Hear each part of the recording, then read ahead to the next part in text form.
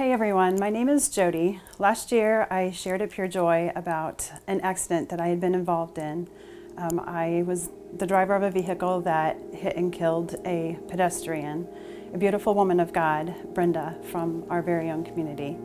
After sharing, I went to the back of the convention hall and was trying to watch the video of her daughter Kelsey as she shared her portion of the testimony. I remember feeling someone touch my arm and begin to speak to me and being really conflicted because I hadn't heard Kelsey's testimony yet until I heard the words, "I had the same thing happen to me as what you shared about tonight." Immediately, all of my attention was redirected to the young woman that stood by my side. Her name was Hannah.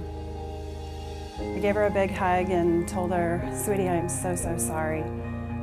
We hugged and we cried and exchanged a few more words and eventually our phone numbers before I gave her a kiss on the forehead and she walked away. I stood at the back a little while longer, somewhat in shock and just a lot in awe. I knew going into the event that it would be a very rare occasion for someone to be there who would be able to directly relate to what it was that I was sharing. Hannah and I began to exchange emails and texts, and before long she introduced me to her best friend at the time, Autumn. What was supposed to be a quick meet and drop off a gift turned into an all-nighter where we drank a lot of coffee and swapped stories until early in the morning. I was not born into a Christian home for whatever reason, or many reasons. I spent a lot of my childhood in foster care and in a few different families. About a week and a half after I turned 18, I moved out of the placement that I was in and moved into a transitional living facility for girls called Saving Grace. And it's for girls either aging out of foster care or just needing a place to get back on their feet. Through Saving Grace, I finished high school, and by His grace and compassion, I was offered a spot at College of the Ozarks. I think I knew that going on to college was a way for me to kind of grow up and start making decisions for myself and changing my life, but if I were to be very honest, I was at C of O for the bed and the meal plan.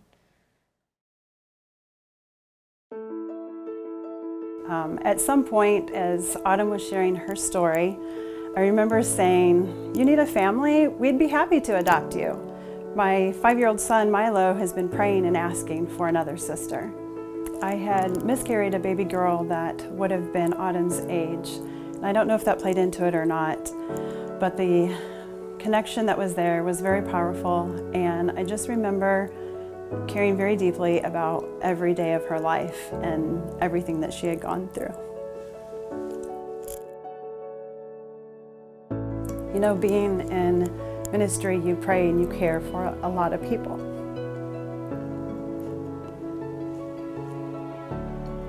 But I don't think that I had ever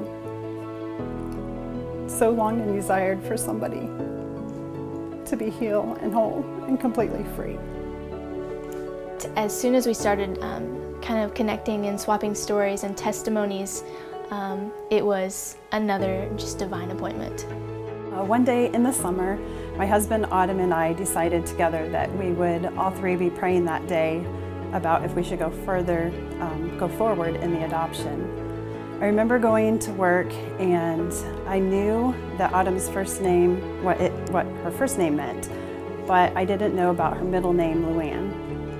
So of course I Googled it and found out that Luann means friendly, light, and God was gracious.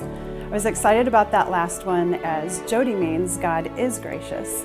But what really caught my attention was that in the lower left-hand corner, there was an advertisement. It had the hands of each parent holding the hands of a little girl. And it said, "Make your pure joy come true." All of the other children have a story of significance tied to their name, and now Autumn had one too. It was a completely different ballgame because now I'm not just doing life with Jodi and kind of hanging out with her, but I'm doing life with her entire family. And every day I'm falling more in love with the idea that someday I could have something like it for myself. I remember going through a short phase of really questioning God as to where He was the night of my accident. And it didn't take very long of processing to see His fingerprints all over the scene. It's amazing to take a step back and see how He works all things together for good. From simply just coming to Pure Joy in 2015, like Hallmark couldn't have written a better story. And I'm finding that God does it not because He needs me, but because He loves me and He wants me.